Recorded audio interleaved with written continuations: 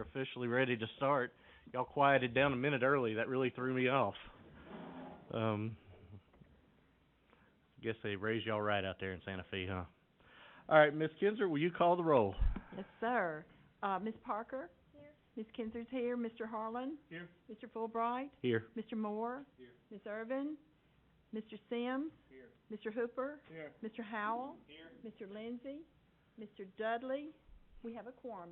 Okay, thank you very much. I haven't heard from any of those that aren't here, so I'm hoping they arrive after they find a parking spot. This time I'll ask you to rise. We will join together being led in the Pledge of Allegiance by our friends from Santa Fe, and then followed by a moment of silence.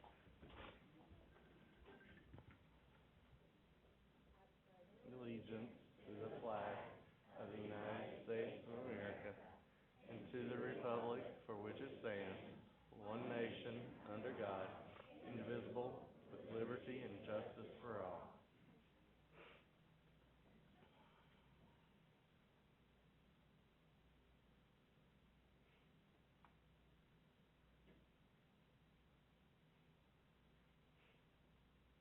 Okay, thank you very much. You may be seated.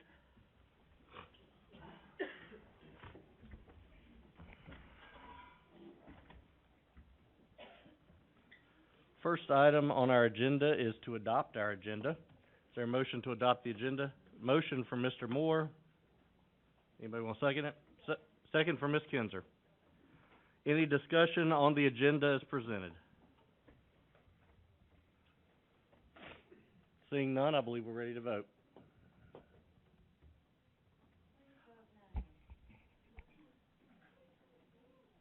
Mine's not pulled up, but I'm a yes. And I want to thank our folks from Santa Fe before you run out the door too awful quick. Thank you for being here tonight. Sorry I didn't say something sooner.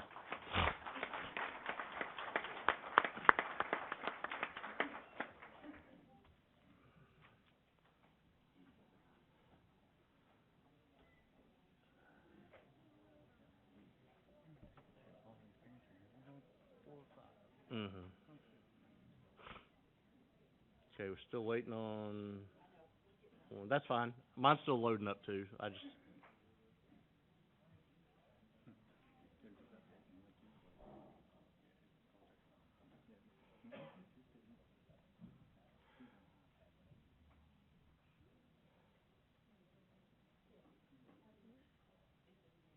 Okay, thank you.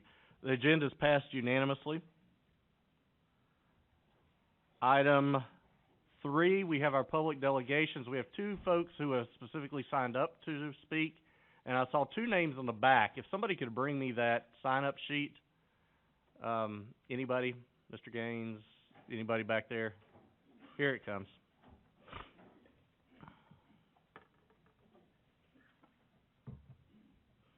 Thank you very much.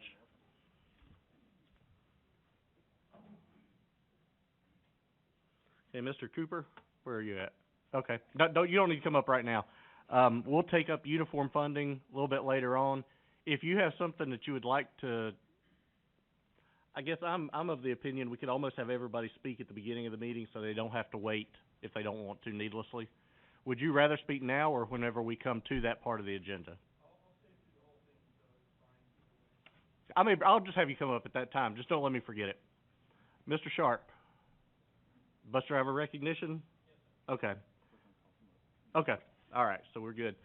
All right. Well, let's go ahead and have our folks from Maury County Education Association come up and share some information with us.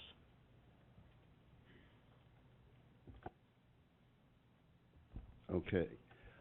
My name is David Robbins. I served on the MCEA PECA committee with Betty Kinzer and Austin Hooper, and we were tasked with the voting to see if our teachers were in agreement to actually do the collaborative conferencing. So the voting date was set, and then we analyzed the data from the resulting vote.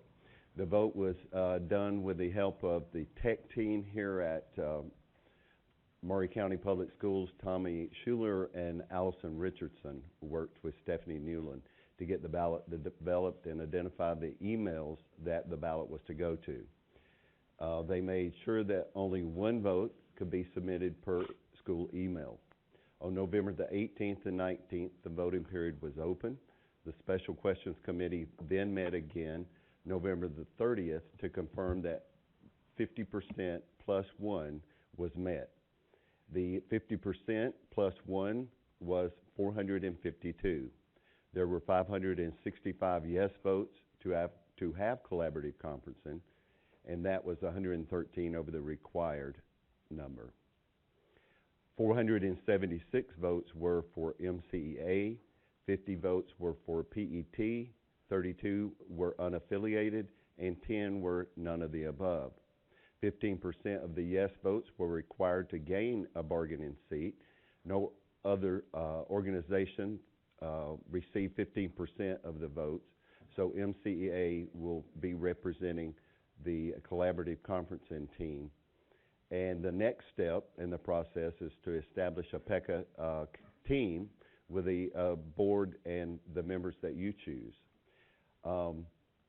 At that time, TEA is willing to provide a 3-hour training period in January to get the members prepared. At that meeting and training, we will set the dates for the meetings.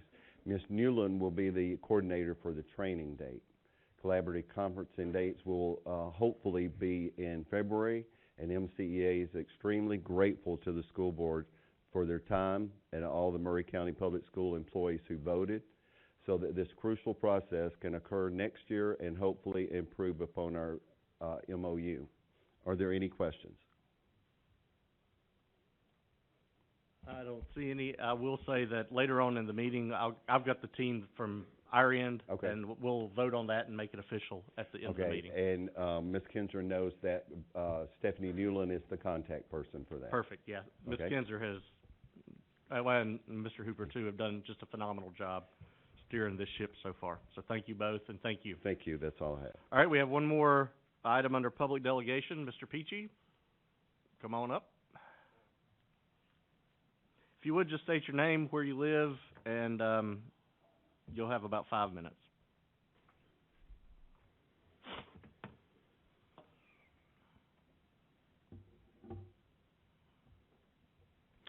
Okay, I'm Dane Peachy. I'm a father of a 2nd grader and a 6th grader, Maury County Public Schools, and I live in Columbia.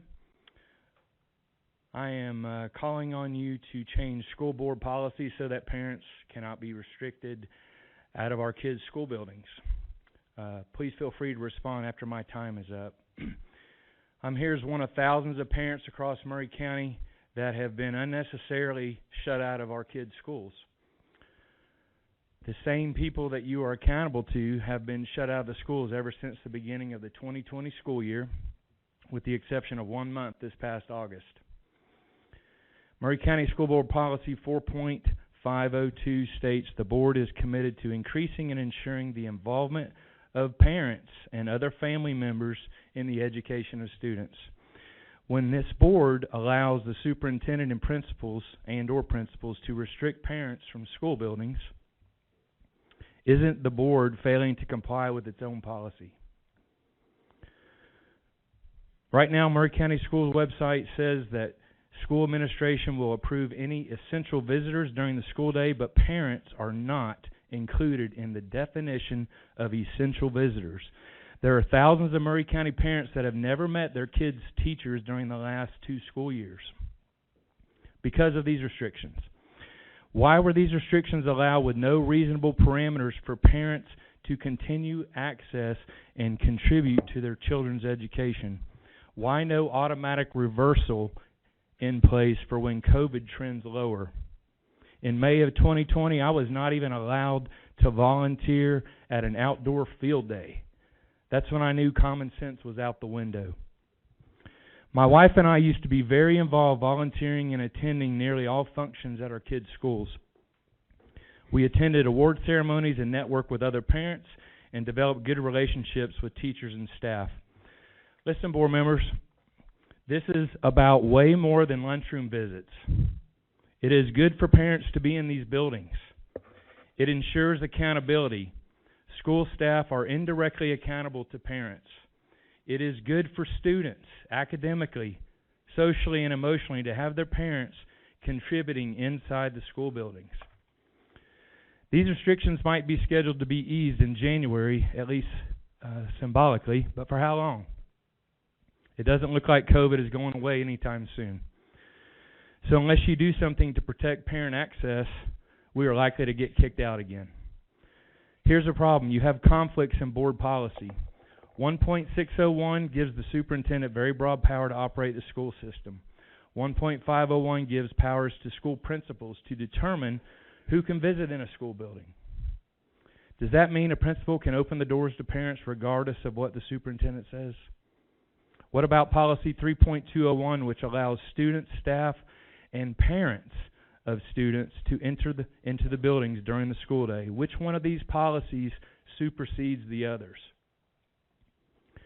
Anyone who watches the last 26 minutes of the November 2nd, this whole thing is messy. You ended up passing a symbolic motion stating your desire to let parents back into the buildings. But a symbolic action does not solve the larger problem. I want to repeat something. Policy 4.502 states the board is committed to increasing and ensuring the involvement of parents and other family members in the education of students. I'm calling on you to reaffirm your commitment to this. Parents need more than phone apps and social media to be involved in their kids' education. We all know COVID's real and it's a serious health matter. I've lost some friends to COVID. We are not saying to remove all mitigation efforts. We are saying to mitigate without kicking out the most important people in kids' lives, their parents.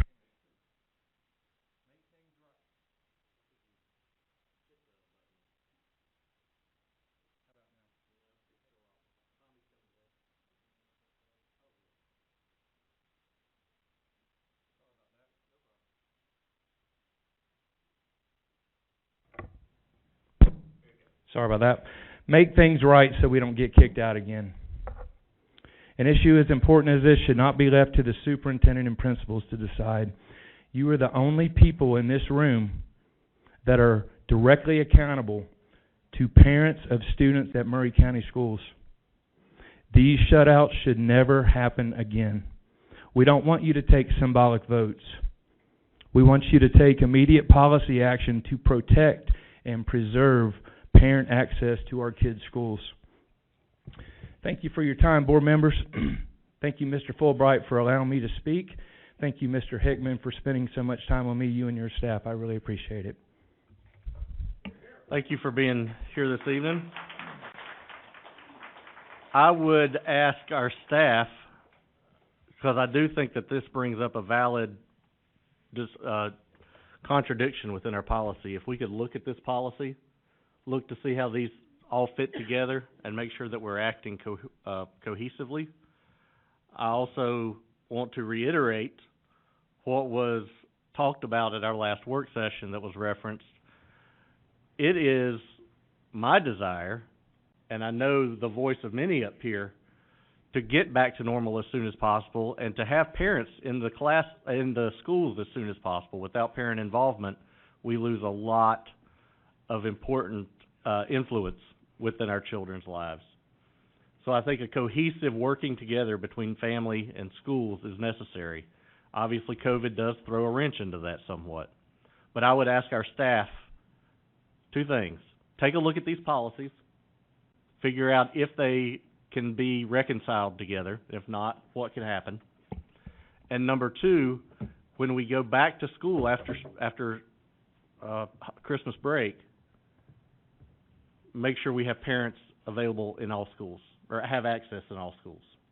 Those are my two wishes coming off of this conversation. All right. Thank you again for sharing that with us. Moving on to recognitions and announcements. I'll turn it over to Mr. Hickman at this time. Thank you, Chair Fulbright and Board. If you'll just entertain me for a moment, we started a new program within the district where teachers could brag on teachers, parents could brag on teachers, and staff and students, and we call it Murray Smiles. And I wanted to start by sharing hopefully with each board meeting, a couple of these things that we've heard, then we have some other recognitions we'd like to make.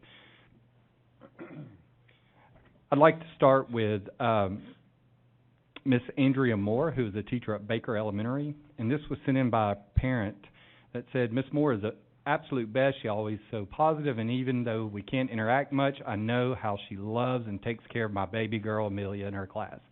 She made our first year in school kindergarten so smooth. She has such a fun personality, and I know all her words, past and present, and love her to pieces. We also have some students we'd like to acknowledge. The CHS broadcasting students were in need of a broadcasting desk, and because many of those students who were in some of the CTE programs, they built that themselves, and this is a great example of how the CTE courses can teach students real world and develop those into actual skills they used. I will start sending those lists to you guys so you can see them at the end of the month of all the brags we have of all the great things our teachers and students and staff are doing.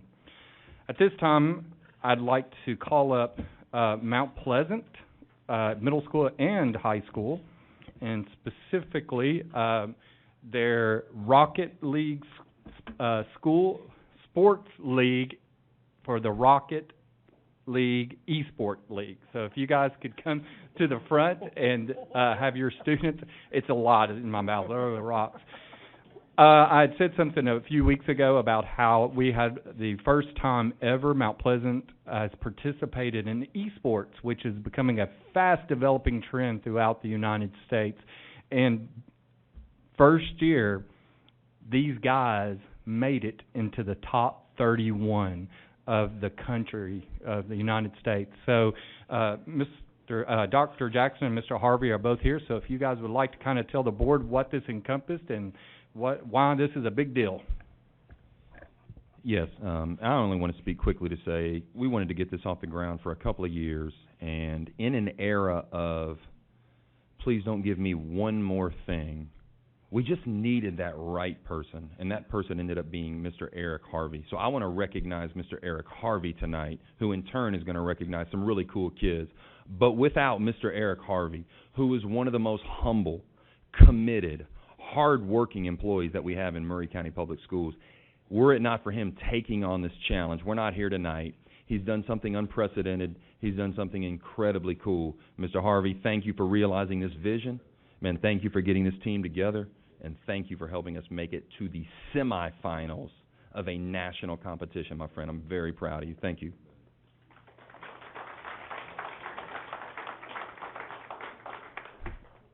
I have a few thanks myself. I'd like to thank Jeff and Renee with Federal Programs.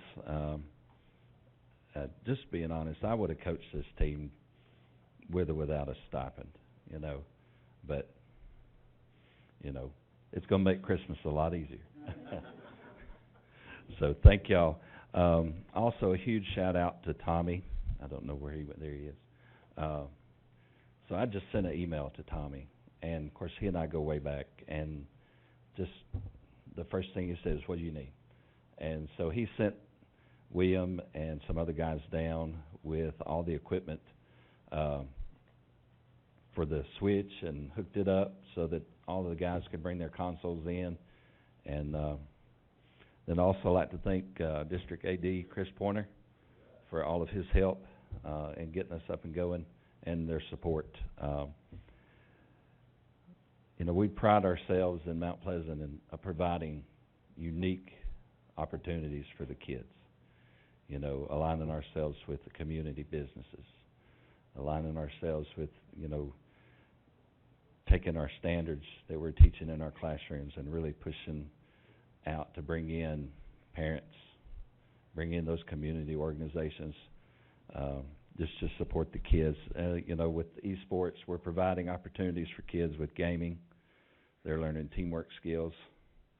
I'm just happy, I'm like, just don't rage quit, and so if you guys are familiar with gaming, just throwing your controller down and saying, I'm done, with planning out what's going on. We're playing, and I'll kind of hit on this in just a minute, but we're playing teams that are full of seniors that have been doing this for 4 and 5 years. And this is our first time. We're strategizing, and over the last couple of years, I've taught audio-video production at Mount Pleasant Middle School. And this was a goal of mine when I was doing that before I had to move back into 5th grade social studies, was to set this up where I could do broadcasting with the kids. And so esports gave me that opportunity to get these guys, you know, out to the world. $billion-dollar industry, and we're putting their actions and their gamer tags out there for others to see. The director, I was at the technology conference last week, left there, came home. These guys were waiting on me. Mr. Mitchell, another thanks to him, our arts director, was there watching the kids while I was driving back from Murfreesboro. We get there, and these guys are ready, and we're broadcasting, and our technology group was back in Murfreesboro watching, along with Director Hickman and Mr. Pointer. We're watching these guys as we're broadcasting the game. We're competing against a team from Streator, Illinois. So it's just an amazing opportunity. And these guys are the beginners of this. And we've got 3 8th graders and a high school senior, Christian Baldwin, Kamari Flowers, George Clinkscale, and Sam Andrews. And these guys have come together, and we took our licks to begin with. Because, again, we're playing seniors that have been doing this for 4 and 5 years. But these guys hunkered down and pulled out some good wins, and we were able to make it into the playoffs in our very first year. That's amazing. So I'm proud of these guys. I love them, and I'll forever remember these guys for what they were able to do this first year. Now we've got to get our paintbrushes and everything, because we're getting ready to paint our room in the esports lounge. So when we get it ready, we'll invite all you guys down to see. Maybe you can come down and watch a game. Thank you. So thank you, guys. Thank you. Congratulations, guys. Yeah. Hey, don't run off. This is you guys are probably more impressive than anybody knows. I'll tell you, earlier this year, September, August, I upgraded to online iRacing from PlayStation 2 that I had for 20 years. So that jump has shown me how realistic, how difficult, how much patience it takes, and how difficult it can be to actually stay focused and accomplish something doing this. Believe me, my iRacing career is not near as successful as it sounds like you guys have been. So congratulations. Keep up the good work and keep up the teamwork. That's the biggest thing to take from all this. Thank you. All right, Mr. Hickman, you have one more? We do. We have one final recognition we'd like to do, and I'm going to turn this one over to Mr. Perryman. Good evening. It takes oftentimes a lot of help from the outside to help our world go, and there are times that we get called upon that we can help the folks that help us so much. Last week, the date slips my mind, I believe it was last Thursday, Office of Emergency Management called. There was a pretty massive gas leak in the city of Spring Hill on Kedron Road along Jackson Street, and they were evacuating a neighborhood. They needed help with that. Transportation staff, I called, and those ladies are pretty awesome. In about 7 minutes, I think they called 14 people, called me back and said, we've got a driver, she's on her way, she'll be there in 10 minutes. And so Office of Emergency Management reached out to us in thanks and wanted to be here tonight. Mr. Jeff Sharp with OEM is here, and he wants to recognize one of our drivers, Miss Angeline Ellis, for stepping up and doing the work that it's so easy for us to promise sometimes, but she actually went and did the work that night. So he's here. He's going to come forward and just do recognition for her. Miss Ellis is here. Where's she at? Come on, girl.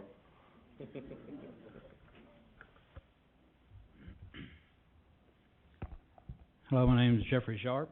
I'm the Operations Chief for Maury County Office of Emergency Management. I'd like to take this time tonight to give recognition and thank you on behalf of our office and our Director, Jeff Hardy, to a few members of the public school system. Mr. Eric Perryman, Mr. Jonathan Berry, Mr. Garth Pinkston, and school bus driver Angeline Ellis. It was the night of November 30th at approximately 6 p.m. Spring Hill Fire Department received reports of a potential gas leak in the area of Keegan and Jackson. Once the officials arrived on scene, determined there was a leak and deemed the area unsafe, the decision to evacuate nearby residents was made. As that residents were being evacuated, calls were requested for a school bus to transport these to a nearby temporary shelter. That response was quickly and promptly arrived on scene and did a professional, courteous, and safe transportation of the occupants to the City of Spring Hill City Hall, which was a temporary shelter. She continued to show compassion and empathy to those evacuated by remaining on scene for a few hours until the area was deemed safe and homeowners able to return, which she then again safely transported them back home. So again, we'd just like to give recognition and say thank you. It's the partnerships and cooperation between agencies like this that allow us to give a whole community approach to the safety and well-being of our citizens in Maury County. Thank you.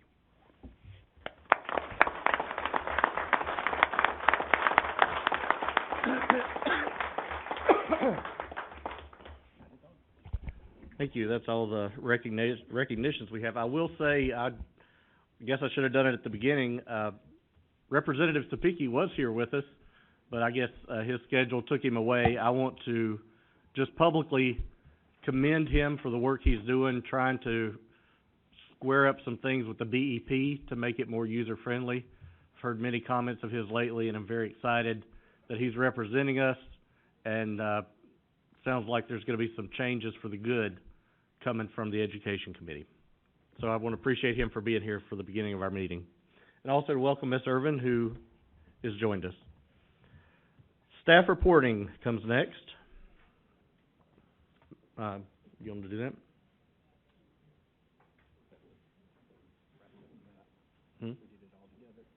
Oh, okay.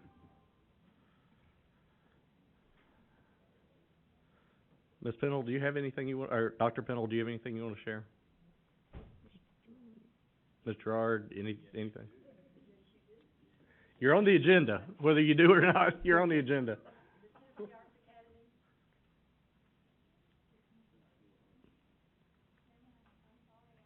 Oh, okay.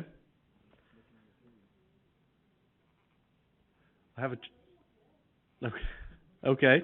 Well, we will bounce on then. May I comment? You may, most definitely. As a person who's attended the Tennessee Arts Academy probably 7 times in my career, it's one of the most unbelievable opportunities for teachers, and this system in many schools help the teachers pay for that. It's you do pay for it. Didn't pay for it when I went, but that's okay. Now we are, and I think that this, if board members will read the attachment there, it's the acknowledgement of the support of Maury County Schools. Okay.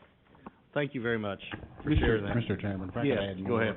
This partnership is just part of the Arts Commission is looking at a whole state effort and a strategic planning for the arts initiative, and that's just part of that, is us being recognized as part of that task force and wanting to join. So we're proud to do that and look forward to the opportunities that that strategic planning committee will provide.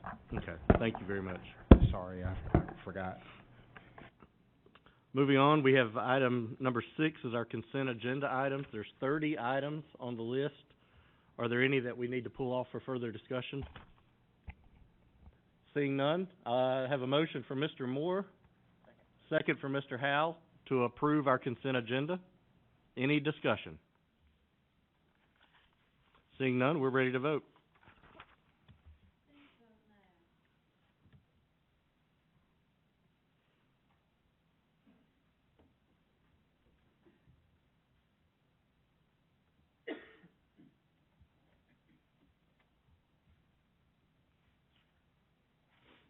Okay, looks like that passes unanimously.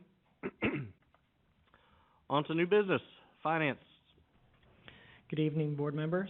Tonight we have 3 budget amendments. They all correspond with items just approved in the consent items. They were discussed at work session, so we needed to create a budget amendment for those to fund those items you just approved. Okay, thank you. Motion for Mr. Moore, second for Mr. Howe. Any further discussion on these 3?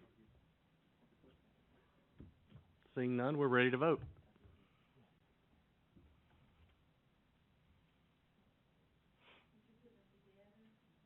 Yes. Do we need to separate them? Okay, let's do them together then. Yes, all 3 together.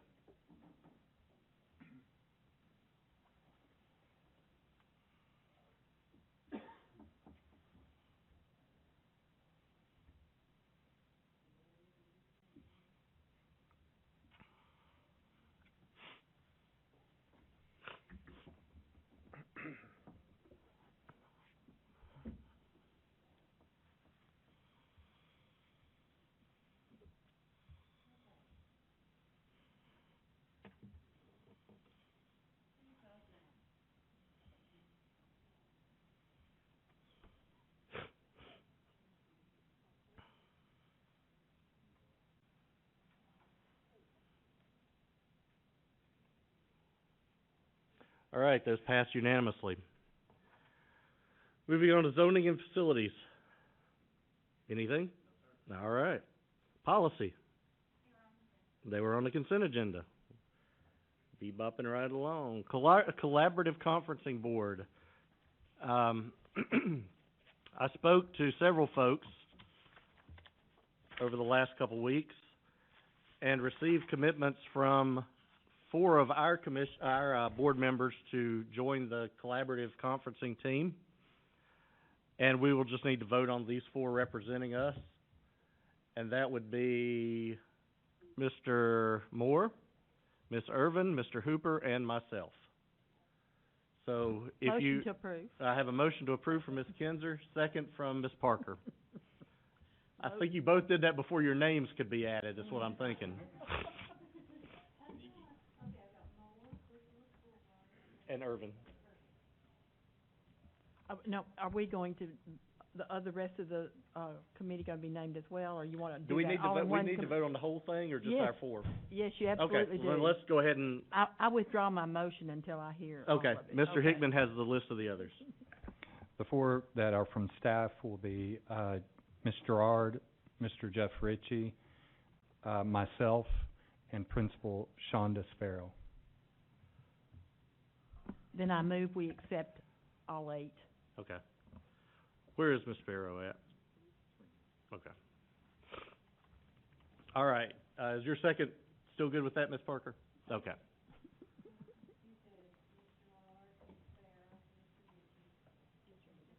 And Mr. Hickman. All right, so there's our 8. Any further discussion? Seeing none, we'll vote.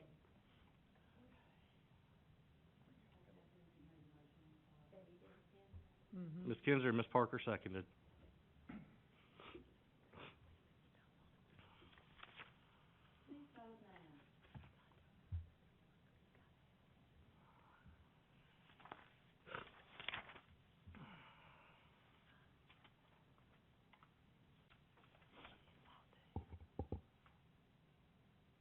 That passes unanimously. Look forward to working together with the teachers to keep going smoothly into the future. 2021-2022 MCPS compliance report. Mr. Gaines. Good evening. We apologize for adding this to the agenda tonight. We received some guidance before November 30th on the comparability report that it didn't have to be approved by the board, and we were confused and thought it had to do with the compliance report, so we didn't bring it to you before, but it is here now for you to approve. The board has to approve the compliance report before we can upload it. I have a motion from Mr. Moore, seconded from Mr. Hooper. Any discussion on the compliance report? Everybody should have received it by email. Ms. Parker. I guess the dates that are in here on the completion, I know it, if I'm looking at the right thing, it mentions the Elevate program is only gonna go through December 6th, is that right? Well, it's through the end of the semester, and then you approved us through the end of the semester, and then we'll come back and look at it again. Okay, that's not what Appendix A says, so that's why I'm asking.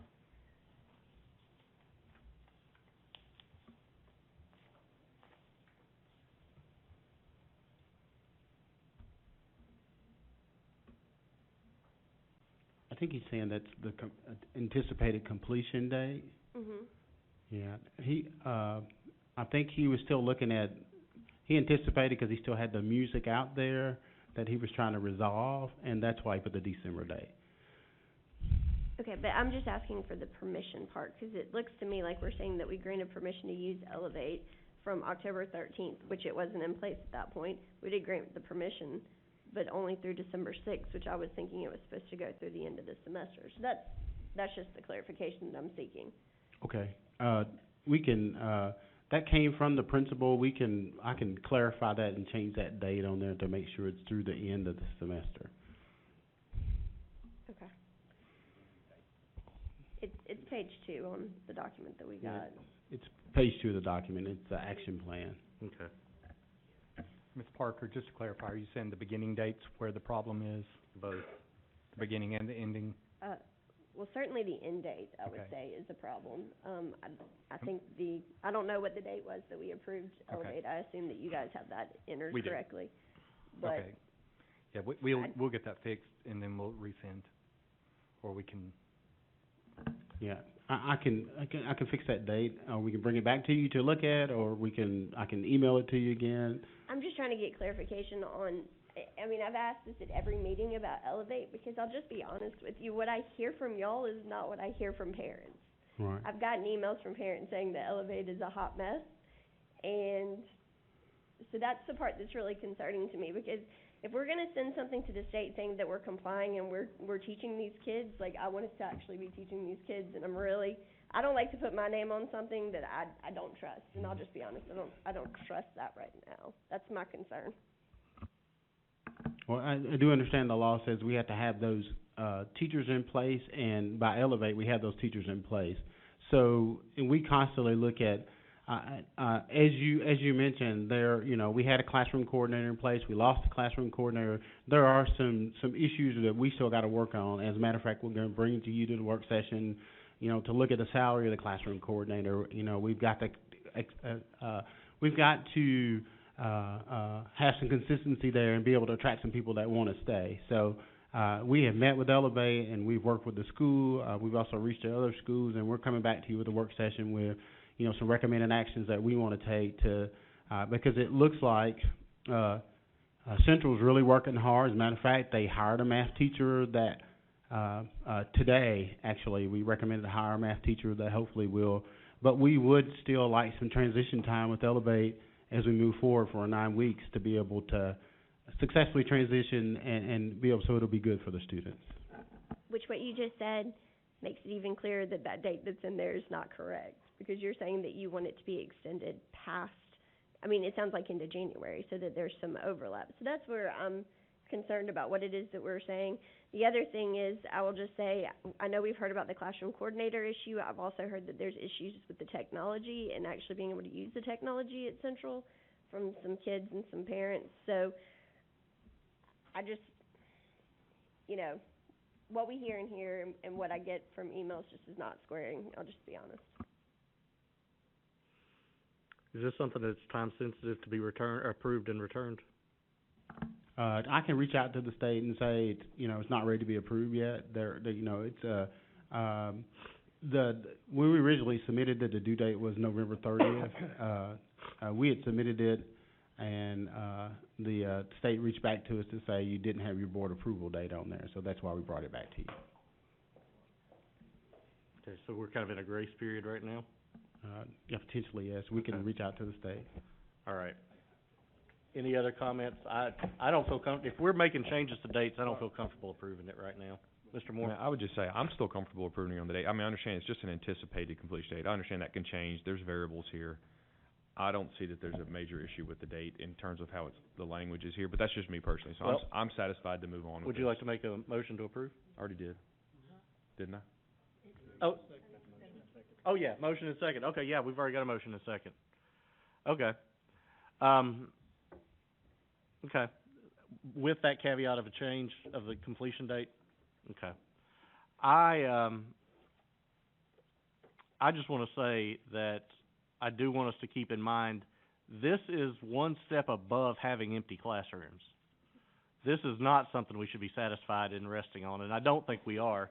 But I just want to reiterate this is a temporary solution to a problem. The alternative, like I said, is having an empty classroom. So that is not acceptable. And this is a step above not acceptable. Yes, and Mr. Chairman, that's why we're not content with approving a year-long solution. We keep trying to work with them to approve a 9-week solution because we know that, we need to hire persons and get them in person. So we continue to work to do that. Okay, thank you. And I trust that you're doing that. I just wanted to reiterate that. All right, I believe we're ready to vote.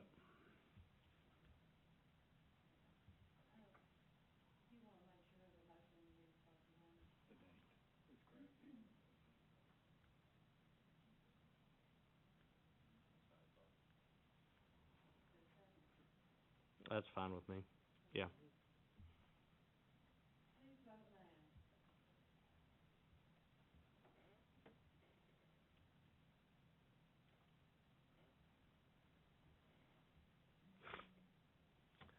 The plan passes. Or the report is approved, or however the wording needs to be on that. Moving on to old business. Budget Amendment 11061, Central High School Band Funds. Mr. Cooper, if you'll come up, and you had asked to speak on this item. I'll turn the floor to you. If you could give your name and where you live, I'd appreciate it. Sure. Good evening. My name is Richard Cooper. I live in Spring Hill in the Winter Park subdivision, just off of Duplex Road. I am a parent of 3 students. One is a senior in the Spring Hill High School Band. I have a 8th grade bassoon player in the Spring Hill Middle School Band and a 6th grade trombone player in the Spring Hill Middle School Band. For a little bit of context, I am a 25-year veteran in the band business. So I taught for 25 years in the band, and I now serve as a district administrator in another district. I wanted to talk about this topic because we had brought it up I also represent the Spring Hill High School Boosters as the booster president. We talked about this the first time I heard about it in the spring. My concern with it is not that it's going to a specific school. My concern is that it's not equitable across the school district. I know Mr. Baxter and the staff at Columbia Central and its associated middle schools very well and have for a long time, professionally and personally. I play with them in ensembles as a professional musician myself. I'm concerned about the recurring money that this is, even though it's not a recurring amount, being given at a one time to a major event for an extracurricular activity where it could be sourced to another unit, or if the decision was to be made to put towards a item of type that it would be equitably applied across the district to Mount Pleasant, to Spring Hill, and to Columbia equally to benefit all programs. I understand that there's needs across the district, having currently served in another district in the same position, where those kind of funds could be applied, a 504 or special education needs, that not knowing what it's going to be year to year, they would welcome having that funding as an availability. Having raised the money for 3 sets of marching band uniforms for high schools myself personally, I understand the want, and I don't want to keep that money from anybody. However, there are 3 high schools in the county that have marching band programs. There are also 3 additional schools in the program that have arts and funding programs for whom that money matters. For me, it's about an equitable decision and the appropriate use of that money internally. In discussions with the administration at Spring Hill and the band directors at Spring Hill, am not aware of any discussions when this was brought up originally that this money would be available. Would you like to partake in this money? This pot of money was available. It was decided on from a staff allocation, moved to a budget vote. I talked with Mr. Moore the other day. That budget was presented and approved before anybody else had an opportunity throughout the district to ask for a portion there of the money. The staff came back and made some decisions about allocation. Now we're looking at a fund balance movement of that money as well. I would just ask if these monies come up in the future that they're equitably applied and they're realistically applied to the most need in the county. And it hurts me to say, as a 25-year veteran of the band world, that money probably could have been best served to the educational needs in other places, knowing the needs in Murray County of the school system itself. So I would encourage you as a school board and as a school administrative staff, as things like that happen, talk about that and then bring all parties in together. As those programs, anybody who's ever raised money for a marching band uniform set knows that they're extraordinarily expensive. And of course, I would welcome you to develop a plan for all three of the high schools on a rotating basis every 10 years to get a brand new set. There are models for that around our area where other districts do that to ensure that. I do not think that this money is appropriate for that at this time. Thank you for the opportunity to speak. Mr. Moore, thank you for the opportunity for the information earlier. Thank you very much.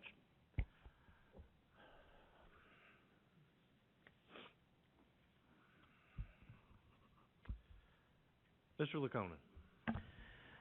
I just want to let you know, Jeff and I reached out to schools to figure out how much had been spent of the JDC funds.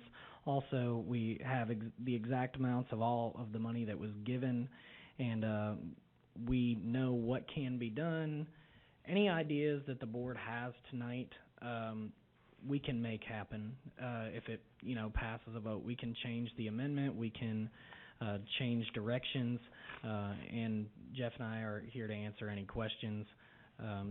If this were to change from its original anticipated proposal, then I can provide options on how much money and what that would look like based on a per band member funding strategy. So if you have questions for me, I'm here and I have that information. I've spoken with the band directors, and also Jeff has. And Jeff, did you also want to speak, or no? You're good right now? All right. So just letting you know that if you need information, if you need numbers, we got them. All right. I'm going to say a couple things to clarify, because I know this was talked about quite a bit at the work session, so I don't want to rehash a bunch of stuff. But a couple things I found out since the work session.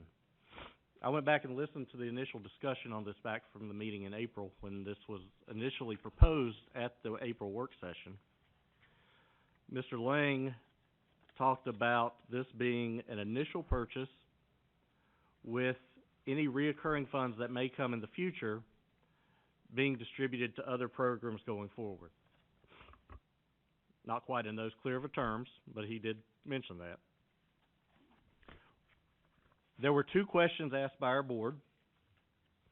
I asked if they were really necessary since they do different shows every year, and he explained that these are the standard uniforms that have been kept for 20 years now, and the others are paid for through fundraising. The only other comment from a board member that night was from Mr. Lindsay, who said that, and some of these, it's going to be a little paraphrase, I don't have his exact quotes, but he said that this is an example of us as a district putting too much of the responsibility on fundraising on the extracurricular participants. And he felt like this was a step in the right direction to start to address that. Those were the only two comments made. It was then placed on consent agenda, voted on at the May board meeting with no discussion, approved as the consent agenda, and no further discussion after that on this topic till it came back up last month. In addition, at our meeting last month, figure out how to best describe this, we were instructed as a board that had we read the notes in the budget amendment more clearly, we would have understood when we voted on it in October, not October, or was it October?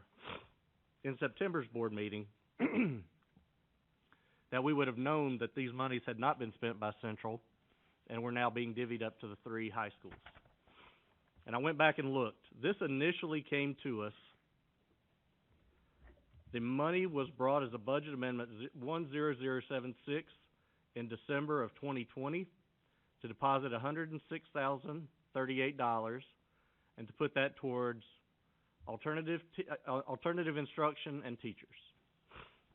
We have that. Then in January, the next month, $36,000 was set aside and distributed between general purpose expenditures of attendance supplies and materials, attendance training in service, and attendance equipment. In April, we were brought a budget amendment 10144, $70,038, $40,000 of which was designated for Columbia Central Band uniforms, $30,038 of which was going towards other supplies and materials. In September, unassigned fund balance of $39,520 was divvied up between other supplies and materials, Columbia Central High School, other supplies and materials, Spring Hill High, other supplies and materials, Mount Pleasant High. The memos section, or the detailed explanation section of all these,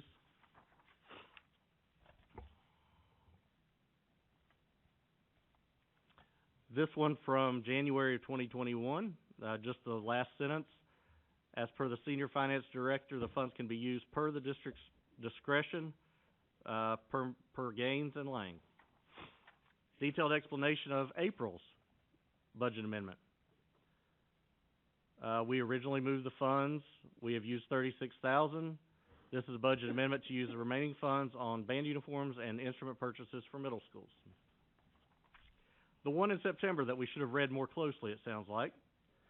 Budget amendment to use the remaining funds from JDC extra funds from last fiscal year. No detailed explanation there. The schools will receive this money by check once approved for the band, chorus, and general music programs.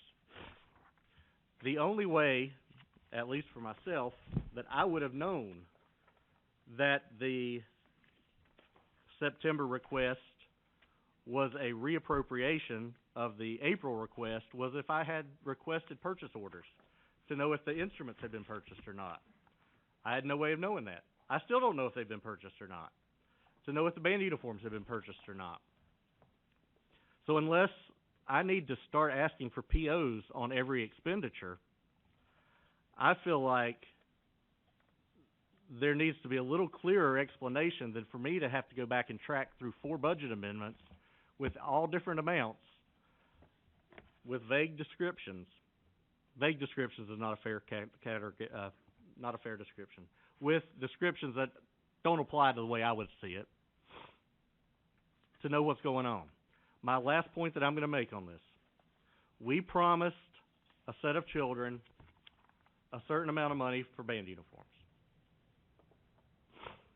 We've also promised 3 sets of children another set of money for band supplies. I'm not in favor of changing any of those promises at this point. Mr. Laconin, you wanted to say something. All of those amounts on all of those budget amendments are greater than $25,000. Any of those purchases have to be approved by the school board. Staff did not take any of those purchases to this school board to be done. The only one that didn't have to come back for a purchase is the one divvied up between Central High School, Mount Pleasant, Spring Hill, because all of those amounts, because they're 3 separate entities, are under $25,000. So when you find out that the money is spent is when that request, with a quote, comes forward and says, these uniforms are going to cost us this much money, please approve this purchase so we can spend this money. Like I said in the work session, these are operating expenditures. When you all allocate these kinds of funds for yearly operating activities, they're supposed to be spent within that fiscal year. The only reason we were even notified about it is because we knew that that money had not been spent, that a purchase order was not brought to the board for approval, and that those monies were out there, and we'd been asked to create a budget amendment for the JDC funds that were not spent. Otherwise, a budget amendment never would have come. It had just stayed there. It'd be like me tracking, Eric's gasoline. Well, Eric spent almost all of his gasoline. Let's bring back $1,000 of his gasoline and figure out what to spend it on. That's kind of where we would be at. We liquidate all purchase orders, and a purchase order was not opened for those because it would have had to have been approved by the school board. Like I said, numerically, we can build a budget amendment that would give everyone the same amount of money per band member. We can do it the way Michael Fulbright had just suggested, or whatever the board would like to do. And Could you, because I'm just trying to stay focused and not spend too much time on the computer. Which month did we do the approval of the other supplies and materials of $30,038 that were designated for middle school instrument purchases?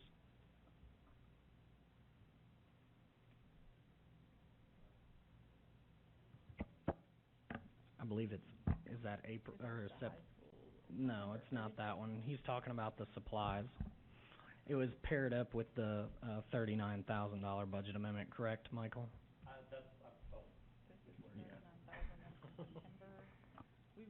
Back in the past.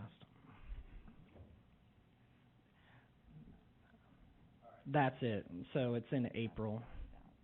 It was approved in May. 40,000 of it, like I said, for Columbia Central High School, and then other supplies and materials, $30,038.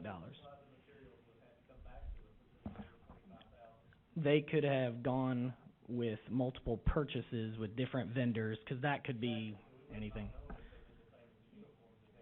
You would have known with the uniforms. That's a one-time purchase from one vendor.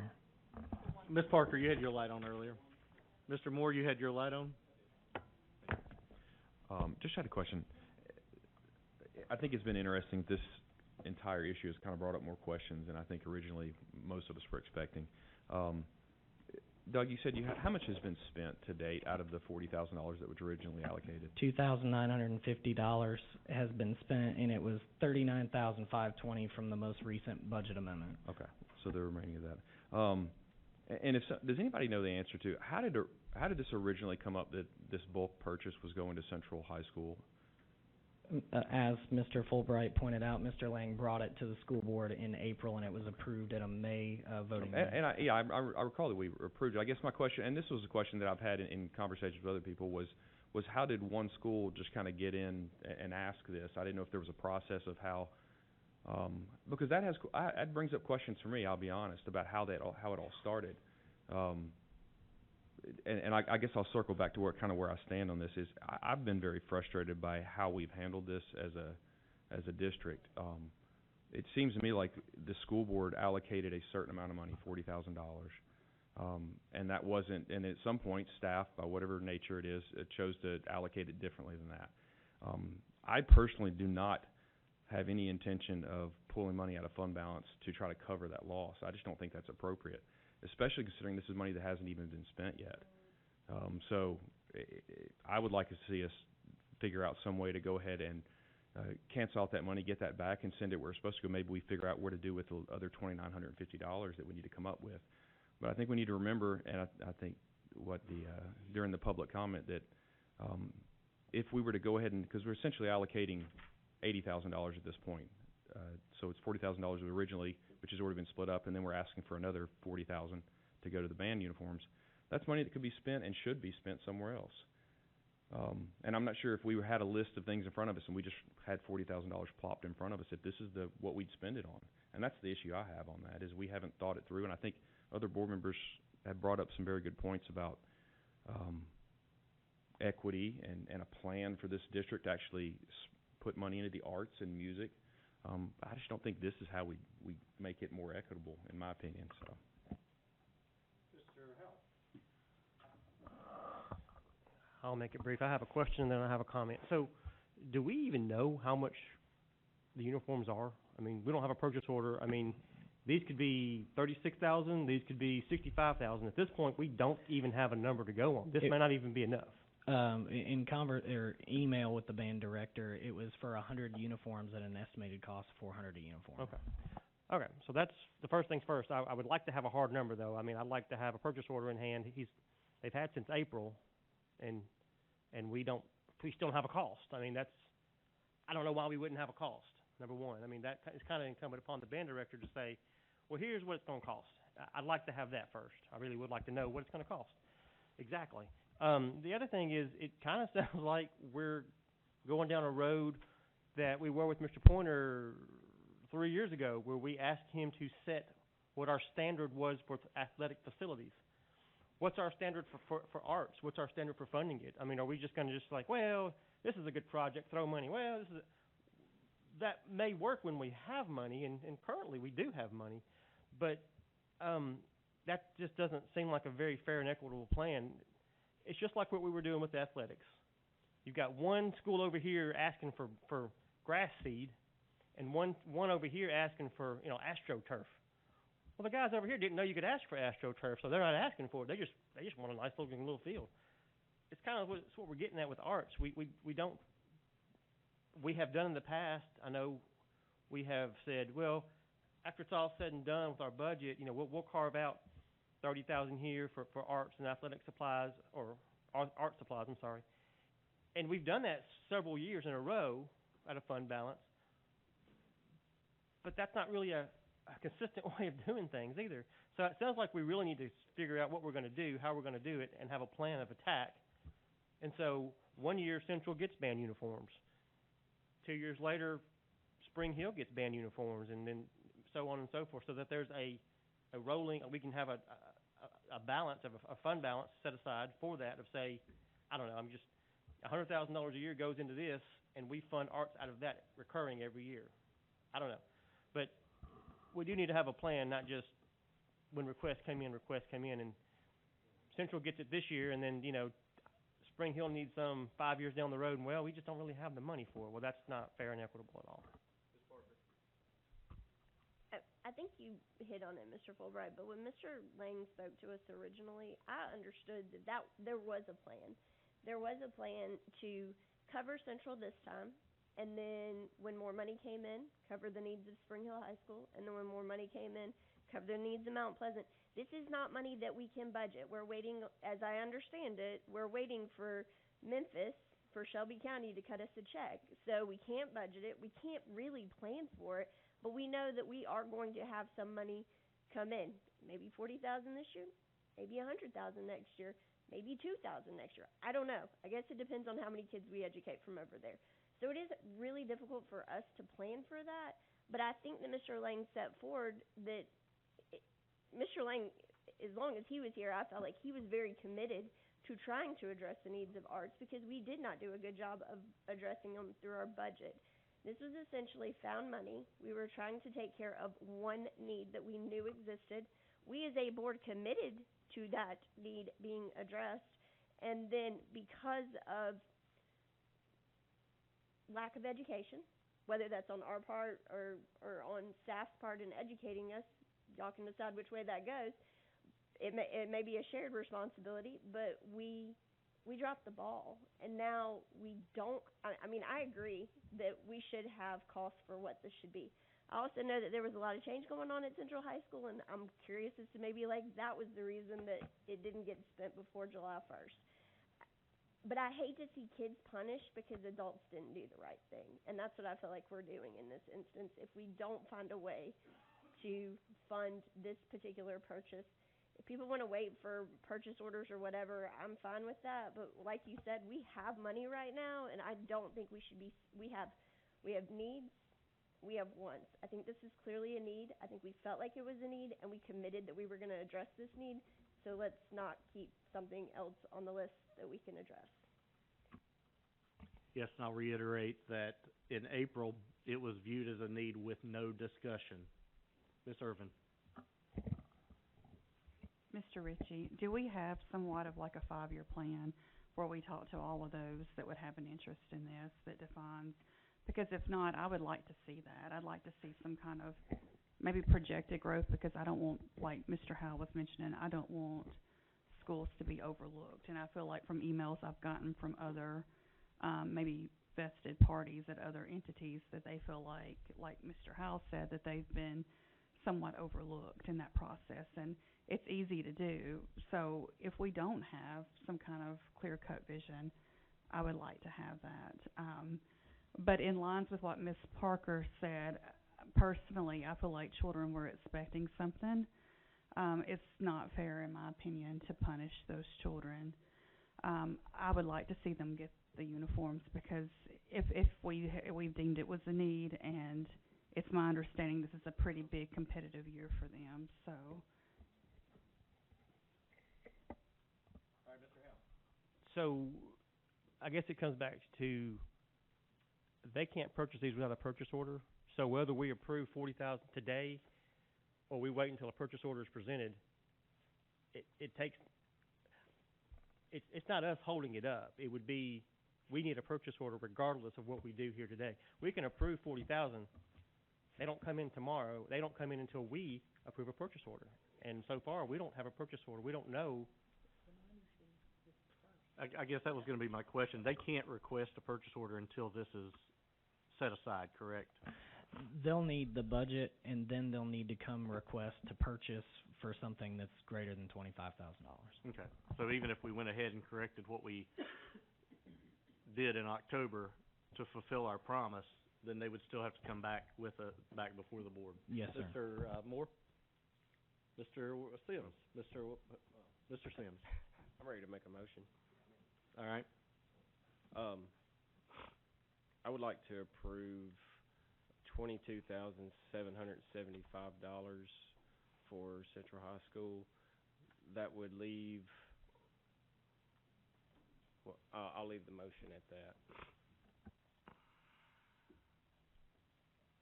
Okay. I assume fund balance is the only place we could take it from. Okay. Motion by Mr. Sims, second from Ms. Kinzer. And just to clarify, does that, I'm not doing the math, does that bring it up to 40,000? That would Okay. bring they originally had 17,225 given to Central High School. Okay. All right, Mr. Moore. Yeah, since we have something specific to talk about here, to kind of go back to what I'd said, I have no problem, well, I won't say I have no problem, but I understand that this board originally, when we took our vote, promised some money to Central, and I have every intention to honor that. What I do not intend to do is pull out of fund balance to do that. Based on what I've seen with the numbers, that the money that has not been spent by the other schools, this board did not promise that money to those other schools intentionally. Now, we may have done it through other actions of when it was distributed, it was brought before us then, but the original money that was brought up was $40,000 going only to Central High School. And from what I see, that if we were to pull back money that has not been spent yet by those other schools, we would have all but the $2,950 of it that has been spent, and we would not. And I have a feeling we could find a way to get that money and not have to pull that out of fund balance. Doug has input, it seems. Mr. Laconin. Thank you. So, to get that money back, just to help finish that process, we would ask the schools to mail checks back to central office, deposit them, and reallocate them in the budget. Thank you. Ms. Irvin. I appreciate your stance, Mr. Moore, and I agree, but my only thing is I wonder what those schools, I don't like to be an Indian giver personally, and I think it's our, do what now? Okay. I mean, I feel like it was we should have called it, or somebody should have brought it to our attention rather, if that makes sense. I feel like the funds have been given, that's just me personally. So, well, I don't like it. And it's hard for me to get my head around it, but I mean, I would really like to see some accountability when something like that's done, that there's a deadline, and if it's not handled, it's brought to whoever should be doing it, that you've got like a time to get it done, because it's kind of ridiculous that we're going back and forth, and I know we had a lot of turnover at Central and whatnot, but if the money had been spent accordingly in the beginning, appropriately, we would not be in this situation. And it's frustrating to me that we are having to spend $23,000 more tentatively to do that, but that's only because I feel comfortable doing that, because I don't want to take away from someone that's already been given, if that makes sense. But Mr. Howe. Yeah, and to go along with that, the reason I don't feel like we can take that money back from the other schools is we now have kind of given them that money, and I mean, you've given them, I mean, it's the same thing. This program has now got this money, and they're expecting to do things with that money. I mean, one of them's already bought something with it, so, we've made one promise, and then something happened, and we've dispersed this funds, and now we are gonna unfulfill those promises that we've I mean, they weren't for a specific thing, but, I mean, I've worked for groups that have, struggled to find money, and definitely our programs do, and so now we're gonna take that money away. So, no, I don't feel like we can do that. I mean, that doesn't seem right. Thank you. Mr. Ritchie? Yes, thank you, Chair Fulbright. The middle school instruments, they, to the best of my knowledge, have been delivered, so that should be all completed. In terms of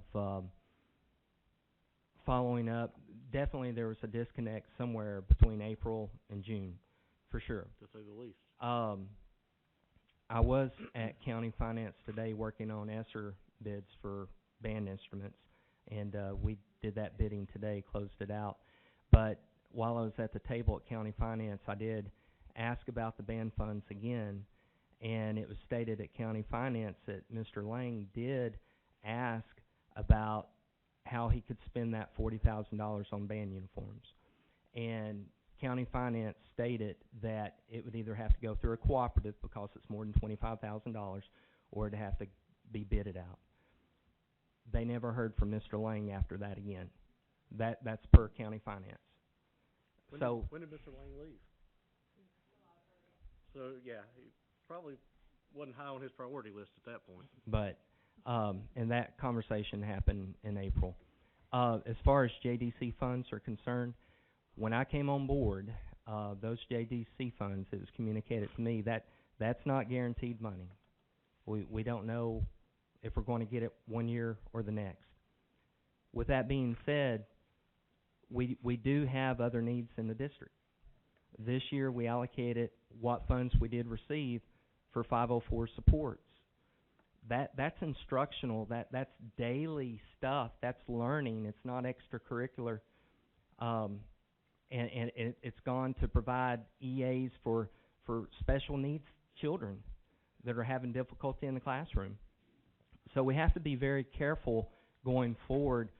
And I'm not against giving fine arts funding, believe me. In fact, as far as the 5-year plan is concerned, we're actually interviewing next week for a fine arts lead chair coordinator to help with that communication and those chairs and things of that nature. So we do have something in process, but it'll take a little time to get that ironed out. But that's just an FYI. Thank you. Ms. Parker, and then I think you have the last slide, and then I'm going to make an amendment to this. Go ahead. Okay. I know Mr. Lang retired effective July 1st, but when did he put in that he was going to retire?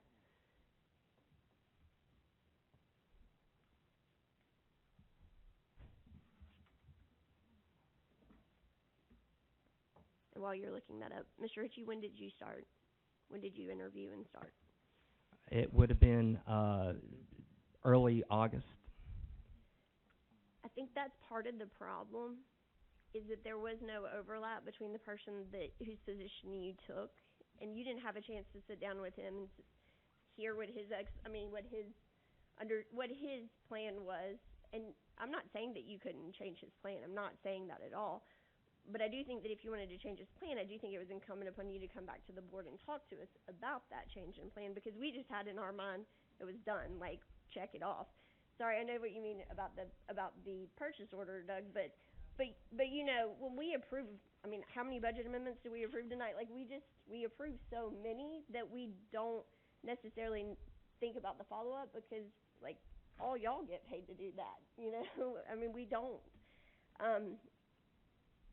I will say, though, if we go forward with this, I hope that this discussion about equity, I think it's a great discussion for us to have, but I hope that also comes back when, if this gets approved, we're not just going to, I mean, it seems like we've set a standard then that we can't just buy uniforms for one group without equitably distributing some money to somebody else. And I don't know if that's really what we're trying to do here, to be completely honest. I would be really interested in hearing you know, Ms. Kinzer had brought up about art supplies, and, you know, I know we funded that out of fund balance for many years through the Keys budget. When we get to budget, I feel like we always get to, like, where we're cutting, and I'm always thinking, okay, what are we missing?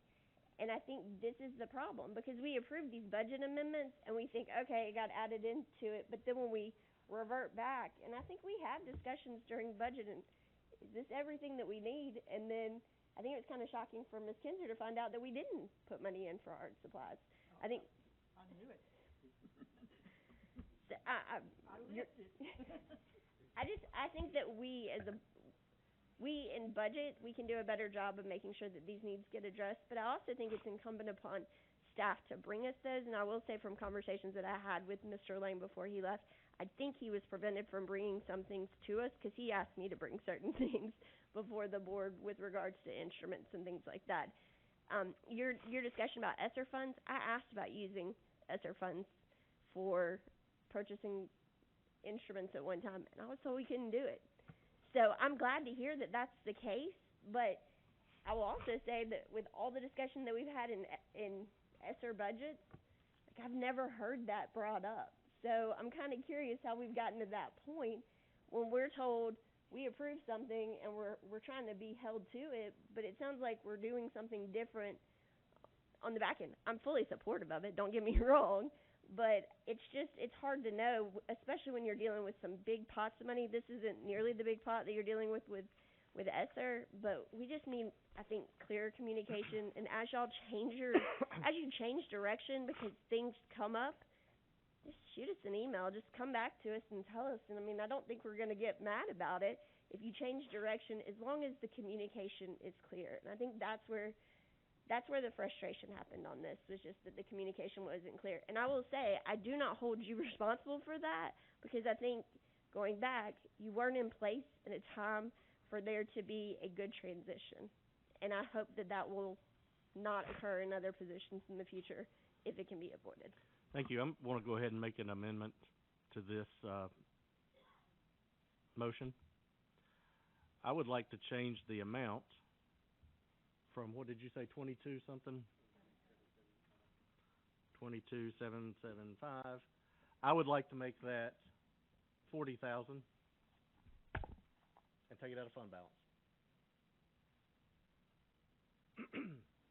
And the reason I say that, you've probably already heard this too many times, but we made a promise in April that we have not fulfilled. We have also made a promise this past October that we have not fulfilled. And sometimes you just have to suck it up and say, this is the tax we pay for not fulfilling our promise. Making too many promises that we were not fully informed about. And sometimes we just have to suck it up and do it. So I say, as unappetizing and unappealing as it sounds, we go ahead and take out 40,000 from fund balance, put that back to where we initially promised, and go ahead and leave October's budget amendment as is. Ms. Irvin. Karen. Question. Do I have a second first?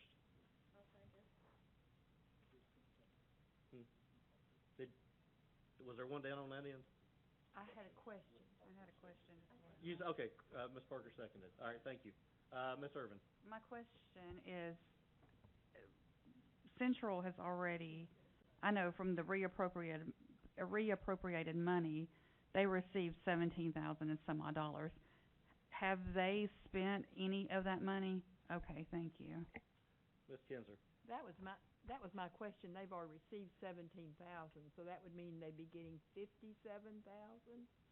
I think that the motion as it stands takes care of the 40,000 for the. Well, my understanding of the motion as is that it's going to withdraw the money from the other two schools.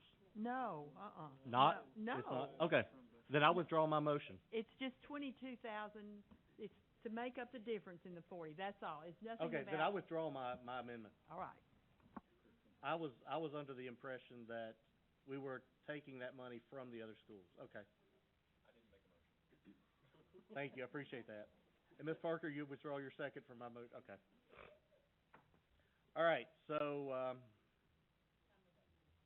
I believe it will be time to vote.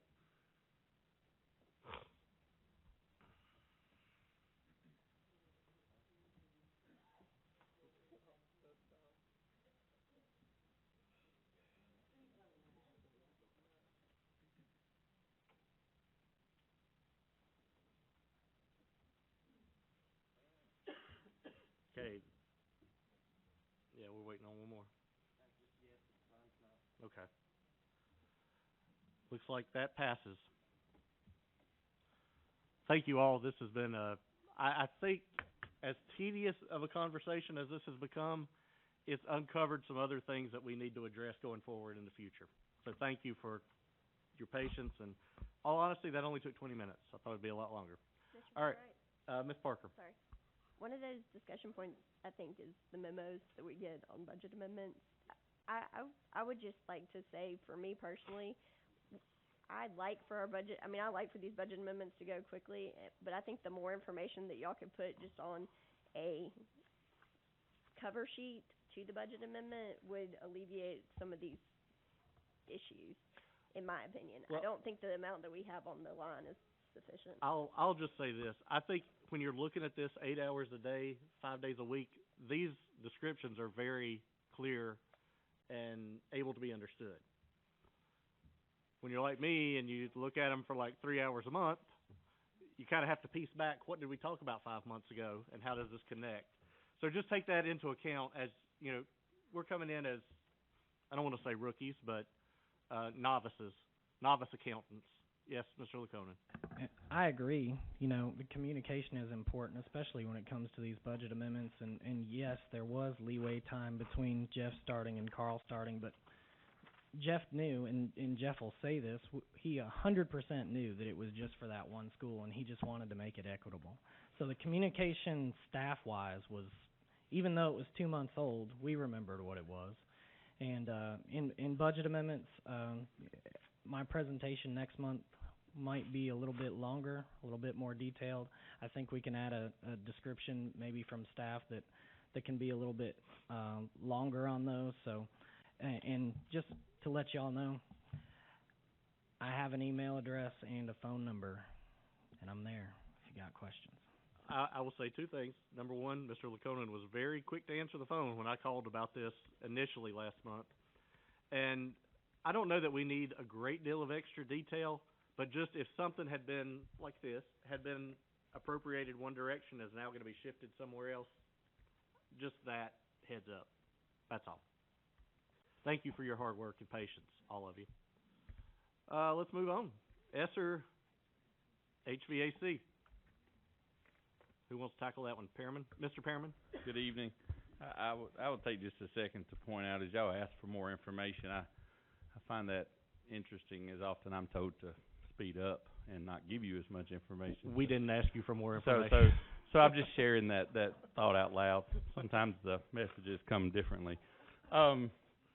This is the same items that we brought to you before that were approved in the Esser 3 plan. I know that there's been question about whether they should have been there or if they should be pulled out.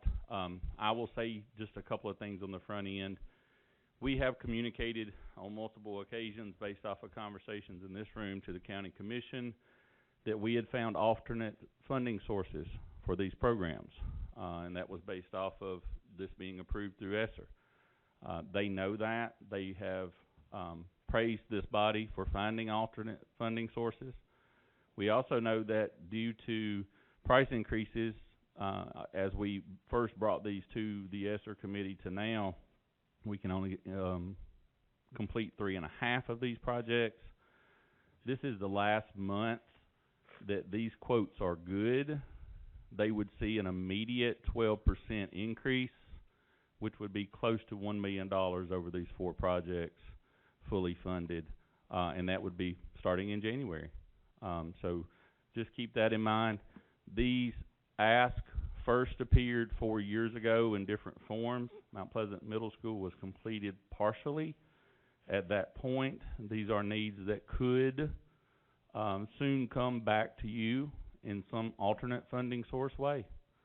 If they do not go through on Esser tonight, because we do see this price increase coming, and it's not slowing down. The industry standard is usually to project a 5% increase. They will not give us a projection on a yearly basis at this point because they saw a 12% in November. So that's all the information we have. If you choose to or choose not to fund, we will move forward accordingly. If it's not funded, it will be back to you rather quickly in some form or fashion, probably as a fund balance request or some other funding source option provided. I have a motion from Mr. Moore, seconded Mr. Hooper. Ms. Kinzer. I just wanted to remind this board that we went over what was going to be funded by those ESSER funds, 3 different sessions, work sessions and voting sessions, and the last time when it finally came to a vote, it was a unanimous vote, and that was included in that. And it was brought to our attention, too, how the commission had somewhat encouraged us to do that. So I understand that it's a lot of money, but it's a lot of money that's got to come from somewhere to do these things. So I think we need to remember that we approved this in the beginning, and we should continue. It's kind of the same thing. We say we're going to do this, and we're going to buy band uniforms. We didn't buy band uniforms. Well, if we said we're going to do this, we need to do it. So that's all I have to say. Mr. Howell. So, we put this off, we've drug our feet, and it's cost us how much at this point? We can only do 3.5 projects instead of completed 4. We're running around 650 to 700,000 short. Okay, so, and if we wait another month, then we're looking at another $1 million, so $1.6 million that we've allowed. It would be right at $1 million, be around 900,000. Total. Total, Okay. increase immediately. Yeah, okay. So, what are we gonna do for the other half?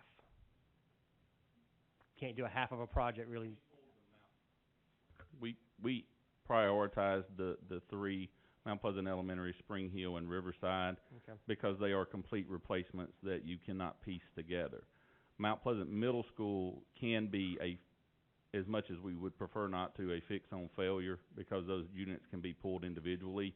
We would fix as much as we could in there, and then as monies became available, we would pull those monies individually and fix as needed.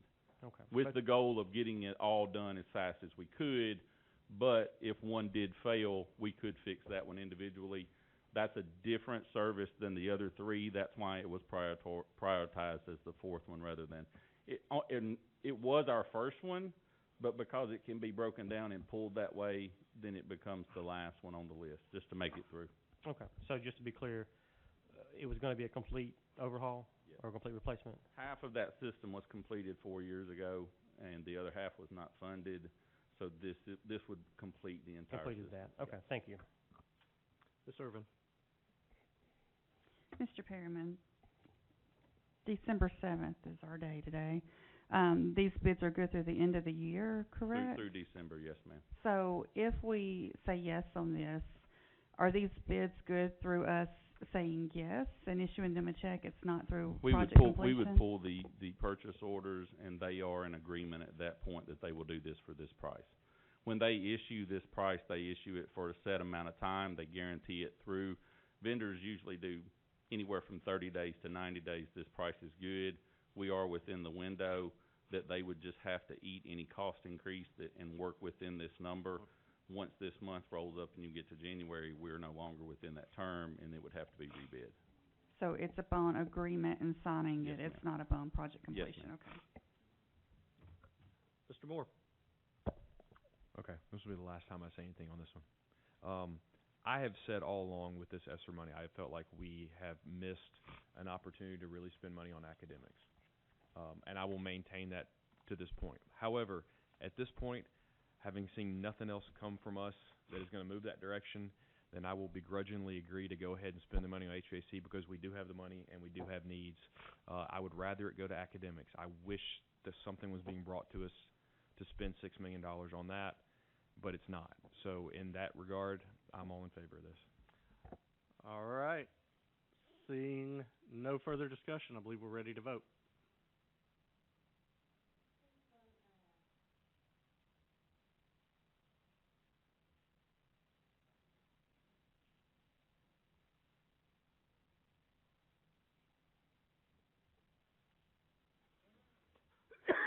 Excuse me.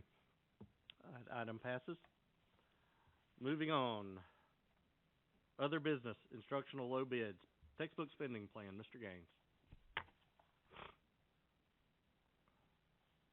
I think, good evening again. I think, Ms. Parker, you requested you wanted a list from us of every, high school course and what the textbook that was planned to be ordered.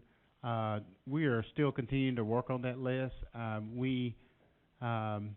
Just this week, as we were preparing to get the list to you, we found out at study council that where we thought we would order SDC books for U.S. history, and world geography, ancient history and geography, now that requirement is going to change next year. All students some students will be able to not be eligible to take SDC, so now we'll have to order regular world geography and ancient history. We certainly don't want to overspend on that, so we went back and looked at what are the projected numbers for second semester so that we can order less SDC books and order regular textbooks for those resources so that we can and once we're pretty close to closing that loop, and we'll send that textbook update to you. But that was one of the things we ran into as we went through the list of looking at the courses, making sure we had whatever materials that were adopted that could be ordered. That's where we are right now. Any further discussion? I'm just looking down the line, seeing if I see a red light. You just happen to be at the end of the line. I mean, I'm just gonna say again, we just spent $6 million on HVAC. And Mr. Moore made the point, he wanted to spend it on academics, but we don't have a plan from academics. And this is further proof. We don't have a plan from academics when you have a situation where we have kids that we know don't have textbooks today, that started school August 1st and did not have textbooks. I just want to make sure that doesn't happen next year. That's all I'm asking for, and I just want some assurance that next August every single kid will have the textbook that they need. Because I hear from the parents and say, my kid signed up for AP Stats and didn't have a textbook. What were they supposed to do for the first month of school? Those are the concerns that I have, and again, this is a lot of money that this board has been gifted. We've never spent this much money on textbooks. We should have. And we've given the county commission a pass on textbooks. We've now given them a pass on HVAC. And to approve this right now without that information, which I've been asking for since before Mr. Higman was here, but at least since before fall break, I just find it really disconcerting that we don't have the information at this point. I mean, I don't feel like it's an unreasonable request, and the fact that we don't know it really is discouraging. I will say that on the presented item is all of those textbooks that are with the numbers that are presented to you, that is in the agenda packet. So we did look at those courses that need those textbooks that don't have them. We did come up with some, there were some areas in SDC, like I said before, that we're trying to address. I will say even today, we just approved an order for the regular math books that we already bought at the beginning of the year because we had an increase in enrollment. That kind of thing is going to happen with courses that make especially for advanced placement. Sometimes they don't make until they don't get enough kids perhaps to the beginning of the semester. So sometimes we certainly we try to buy those books to support advanced placement as we know those classes are coming up. Advanced placement books are, you don't want to go out and spend the money for them and then they just sit on the shelf. So we do try to look at that, and sometimes that's kind of yucky that you don't get that textbook on time, but we do try to really look at making sure that advanced classes, those things like that they're going to make so that we can have time to order those textbooks and get them in place. I think in the past, as you all agree, we sometimes we didn't have those funds, but now we have a real opportunity to everywhere that we are constantly looking at, everywhere where we need to purchase textbooks, we're trying to make those up. And as we are purchasing those in Esser, we still have significant funding left in the textbook line that we will continue to look at where we have increases in enrollment, where we can make safe projections that there will be increases in enrollment, that we will order additional textbooks, because we agree too. We want to have everything in place that we need. We also want to order it in time to, we don't want to order so many that we're sitting with extra textbooks after the adoption period. So we're trying to look at those cycles and make sure that, you know, we look at schedules, what the projections are, and try to order appropriately to be in schools. We just don't want to haphazardly spend money either. So it is a big task that we try to work with. We do have to rely on also everybody being sure that we know about, you know, if there's a new course that's going to stand up, so that we can make sure that we get those books and get them done. Ms. Parker, do you have another? How often do advanced placement courses, how often do they change their textbooks?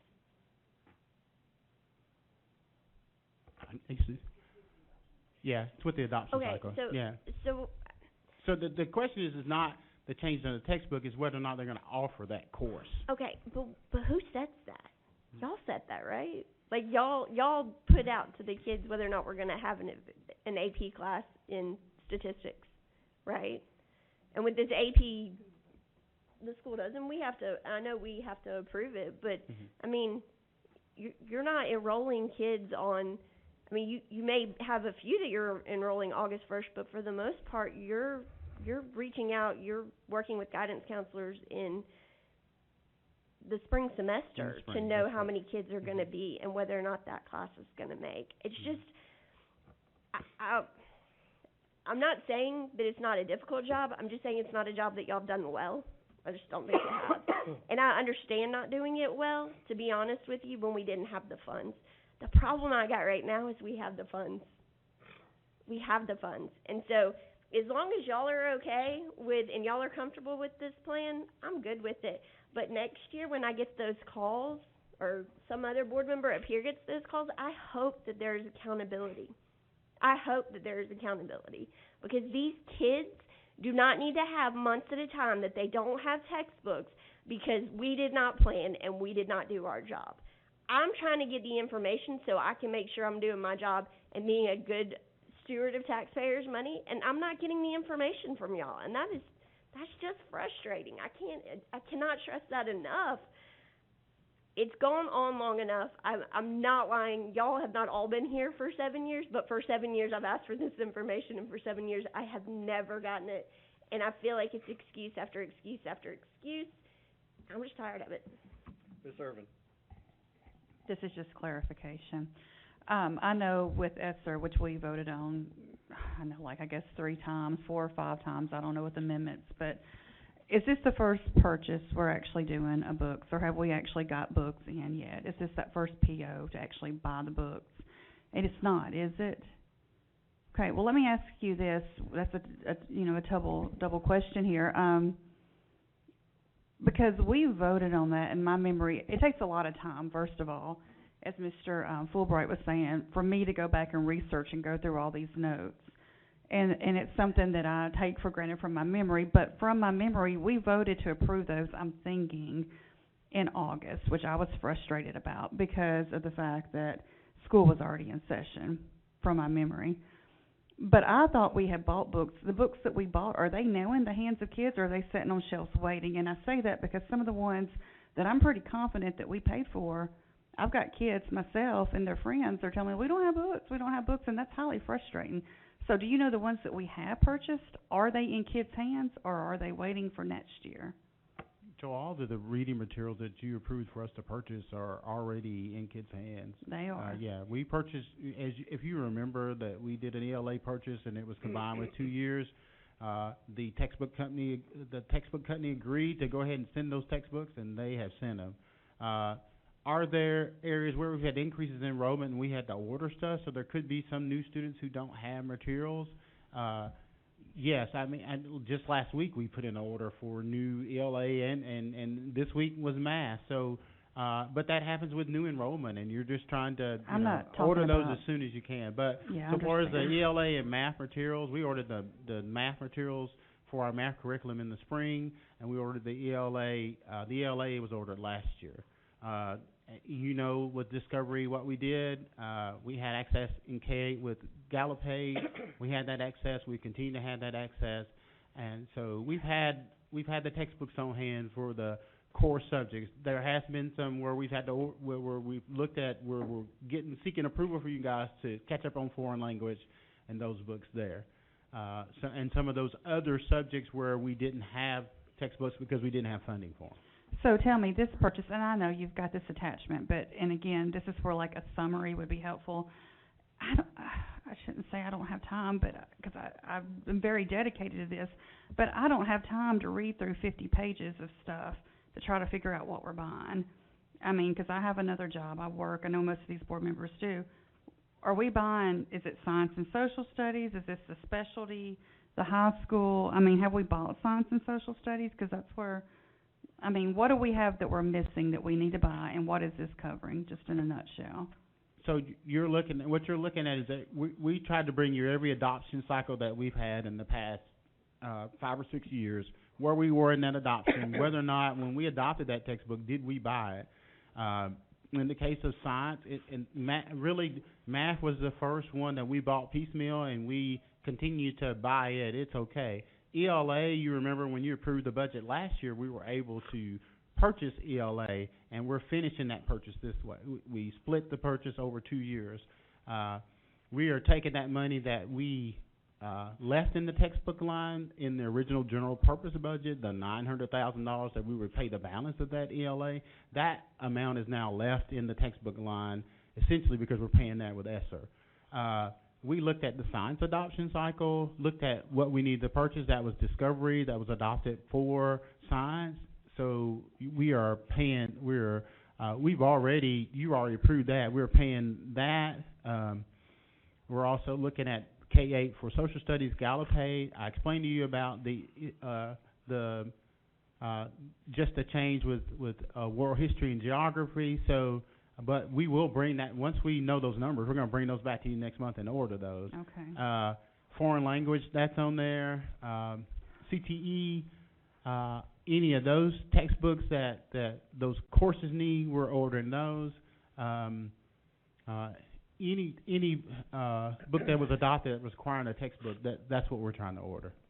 Okay, thank you. Like I say, it's a little bit overwhelming for someone who doesn't look at it, because, I mean, it just looks like a bunch. So I appreciate you breaking it down for me. Thank you. Mr. Moore, you have the last light. All right, thank you. Hey, I think, Mr. Gaines, you made I don't mean to, throw you under the bus on this one, but I think you made some comments that may be part of the issue we're having as far as the disconnect between us. When you say that you don't want books sitting on a shelf somewhere, and I can appreciate that. I can appreciate that you guys are trying to be fiscally minded. But I want to say something. I think I'm going to guess I'm speaking for the majority of the board here. This is one time in one area where I would much rather have 20 extra books sitting on a shelf than have 2 kids in a class without a book. Normally, that's hard to do. I mean, I get that. But again, over $30 million in Esser funds we've received so far. And I think this is a time, and I think that's probably what Ms. Parker was kind of alluding to, this is a time when if ever we could have a few extra books sitting on the shelf, and that's okay, it's now. And I know me personally as a board member, I would be more than happy that if you guys kind of bumped up those numbers of those books, because what I would like to have is next year when we get to school starting, we simply don't hear at all that someone does not have a book in their classroom. There's just no excuse for that at this point. With the amount of money that has been flowing through this school system, we have an opportunity to do that. So whatever, as you're bringing us additional calculations for how you're projecting, I'll be honest, I'm happy for you to pad those right now and get us to make sure we never again get a call from a parent saying, my kid doesn't have a textbook. It just doesn't make sense, again, in light of over $30 million of funding that's come through us that was gifted, free, found money. I just think it's a time when we can just put that one to rest and not have to worry about it. That's what I would like to see as you bring us more of these. Do we need a motion to approve? Yes. I don't think we've already received a motion, have we? A motion from Ms. Kinzer, second from Mr. Moore. Seeing no other lights, I believe we're ready to vote.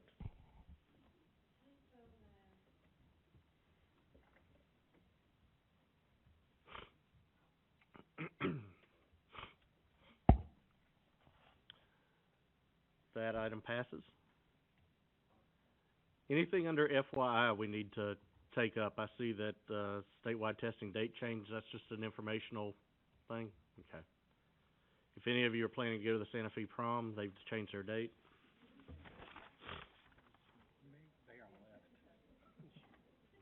I just didn't know if anybody up here was planning to go. Mr. Pearman, do you want to say anything quickly about the, architect contracts? The architect contracts, we actually had discussion. You signed them, Ms. Ferris has signed them with the county. We had discussion on whether or not they had to come back before the full board. They don't, but they have been signed. That is at a rate that's lower. I think I passed that on to you also than with our previous architects. We met with them again today for the full day, and are working diligently. We are made much progress on the Santa Fe gym, and we are working through the high school program at a pretty quick rate right now. So, any questions you have individually, I'll be happy to discuss with you and meet with you anytime you want to. Thank you. I want to remind everyone that Thursday night of this week is the joint Christmas party with the county commission. You've all received your invitations. I've heard from 5 of us that will be attending. If you are not, just let me know as you leave so I don't wonder if you're going to show up or not. I believe that's all I have. Is there anything else anybody else can think of? Do what? I will miss you. We're adjourned.